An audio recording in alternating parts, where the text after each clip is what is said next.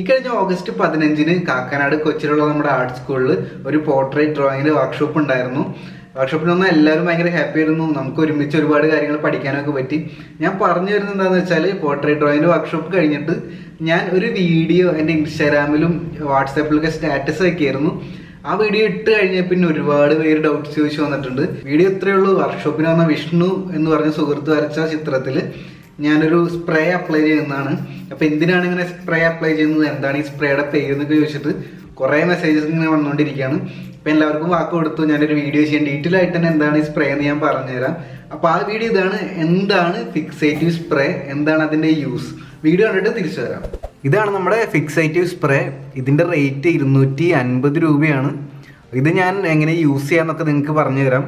നമ്മൾ സാധാരണ ഒരു പെൻസിൽ ഡ്രോയിങ് വരച്ച് കഴിഞ്ഞാൽ നമ്മൾ കൈയൊക്കെ തൊട്ടിട്ട് ഇങ്ങനെ ആക്കുകയാണെങ്കിൽ കയ്യിലേക്ക് വരും, അതായത് സ്മജ്ജായിട്ട് പോവും. ബുക്കിൻ്റെ ഇടയിലൊക്കെ വെക്കുകയാണെങ്കിൽ തന്നെ സ്മജ്ജായിട്ട് ഈ ഡ്രോയിങ് ആകെ കേടായി പോവും. അതിന് മെയിൻലി 2 വഴിയാണുള്ളത്. ഒന്നില്ലെങ്കിൽ ഇത് ഫ്രെയിം ഇടുക, ഫ്രെയിം ഇടുമ്പോൾ നല്ല ചിലവ് വരും, നമുക്ക് ചില്ലൊക്കെ ഇടേണ്ടി വരും, അല്ലെങ്കിൽ ലാമിനേറ്റ് ചെയ്യുക. പിന്നീട് അടുത്തതൊരു വഴി, ഈ ഡ്രോയിങ് സ്മഡ്ജ് ചെയ്യാതെ കേടാവാതെ സൂക്ഷിക്കാനായിട്ട് മറ്റൊരു വഴിയുള്ളത് ഫിക്സേറ്റീവ് സ്പ്രേ അടിക്കുക എന്നുള്ളതാണ്. നമ്മുടെ വീഡിയോയിൽ ഒരുപാട് പേര് ചോദിച്ചു. അപ്പോൾ ഇതെങ്ങനെ അടിക്കാമെന്ന് ഞാൻ പറഞ്ഞുതരാം. ഇത് ഓപ്പൺ ചെയ്യുക, നല്ല രീതിയിൽ കുലുക്കുക. എന്നിട്ട് ഇതിൽ ഓൾറെഡി ഇൻസ്ട്രക്ഷൻസ് എഴുതിയിട്ടുണ്ട്.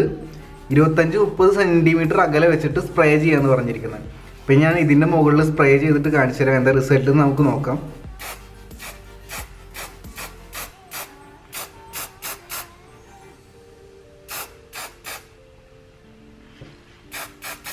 നല്ല രീതിയിൽ സ്മെല്ലുണ്ട്. നമ്മുടെ വാർണിഷിൻ്റെ അല്ലെങ്കിൽ വാർണിഷിൻ്റെ തന്നെ വാർണിഷിൻ്റെ സ്മെല്ലുണ്ട്. അടിക്കുമ്പോൾ ചെറിയൊരു നിങ്ങൾക്ക് കാണാൻ സാധിക്കുമെന്ന് വിശ്വസിക്കുന്നു, ഒരു ഗ്ലോസി എഫക്റ്റൊക്കെ വന്നിട്ടുണ്ട്. ഒരു മൾട്ടിപ്പിൾ കോട്ട് അടിച്ചിട്ടുണ്ട് ഇതിൻ്റെ മുകളിൽ.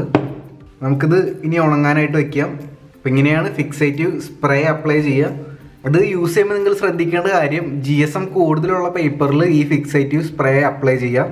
സാധാരണ A4 ഷീറ്റൊക്കെ ആണെങ്കിൽ ആ പേപ്പർ വെറ്റാവും, കാരണം ഇത് സ്പ്രേ അല്ലേ, ലിക്വിഡ് അല്ലേ. ലിക്വിഡ് ആയി കഴിഞ്ഞാൽ പേപ്പർ വെറ്റാവും, പേപ്പർ കേടാവും, അതുപോലെ തന്നെ ഡ്രോയിങ് നശിച്ചു പോകാനായിട്ട് സാധ്യതയുണ്ട്. അപ്പോൾ മെയിൻ ഡ്രോയിങ്ങിൽ അപ്ലൈ ചെയ്യാനൊക്കെ മുമ്പ് വേറെ ഏതെങ്കിലും നിങ്ങൾ ഉപയോഗിച്ച സെയിം പേപ്പറിൽ തന്നെ ചെറിയൊരു പീസിൽ അപ്ലൈ ചെയ്തിട്ട് എങ്ങനെയുണ്ടെന്ന് നോക്കുക. ഞാനിത് ഐവറി ഷീറ്റിലാണ് അപ്ലൈ ചെയ്തിരിക്കുന്നത്. ഐവറി ഷീറ്റ് ഒരുവിധം കട്ടിയുണ്ട്, അതുകൊണ്ടാണ് ഇതിന് ഈ പേപ്പറിന് കുഴപ്പമൊന്നും പറ്റാതിരുന്നത്. നമുക്ക് എങ്ങനെയുണ്ട് നോക്കാം. സ്മഡ്ജ് ആവുന്നില്ല കേട്ടോ. അപ്പോൾ ഈ ഒരു ഡ്രോയിങ്ങിൻ്റെ മുകളിലൊരു ഒരു കോട്ടിങ് പോലെ ഈ നമ്മുടെ ഫിക്സേറ്റീവ് സ്പ്രേ നമ്മൾ അപ്ലൈ ചെയ്തിട്ടുണ്ട്, അതുകൊണ്ടാണ് സ്മഡ്ജ് ആവാത്തത്. അപ്പോൾ ഒരുപാട് പേര് ഡൗട്ട് ചോദിച്ചു, നിങ്ങളുടെ ഡൗട്ടൊക്കെ മാറിയെന്ന് വിചാരിക്കുന്നു. അപ്പോൾ നിങ്ങളുടെ ഡ്രോയിങ് സ്മഡ്ജ് ആവാതിരിക്കണമെങ്കിൽ ബുക്കിൻ്റെ ഇടയിലൊക്കെ വെക്കുമ്പോൾ അല്ലെങ്കിൽ ഗിഫ്റ്റ് കൊടുക്കുമ്പോൾ സ്മഡ്ജ് ആവാതിരിക്കണമെങ്കിൽ നിങ്ങൾക്ക് ഈ ഫിക്സേറ്റീവ് സ്പ്രേ യൂസ് ചെയ്യാം. പക്ഷേ പേപ്പറിൻ്റെ ക്വാളിറ്റി നോക്കിയിട്ട് ജസ്റ്റ് ഒന്ന് ടെസ്റ്റ് ചെയ്തിട്ട് അടിക്കണം, അത്രയേ ഉള്ളൂ. സംഭവം കിടുവാണ്.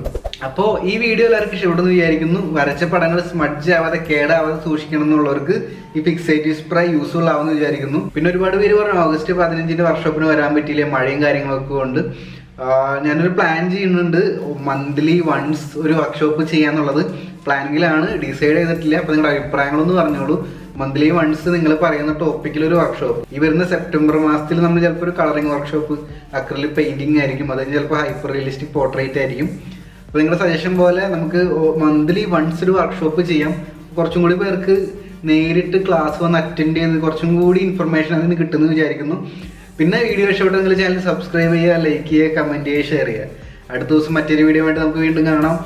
ബൈ.